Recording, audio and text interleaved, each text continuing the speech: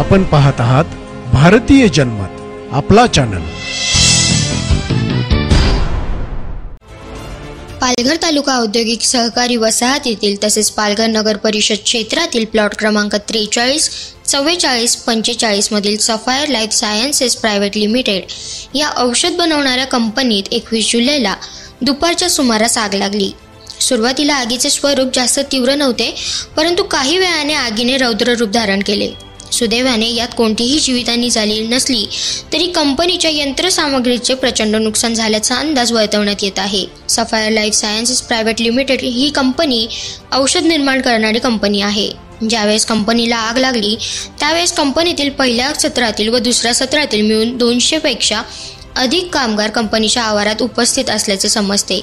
आगीने प्रचंड रौद्र रूप धारण केल्यानंतर कंपनीत असलेल्या नायट्रोजन सिलेंडरची व केमिकलची बॅरेलचे स्फोट व्हायला सुरुवात झाली।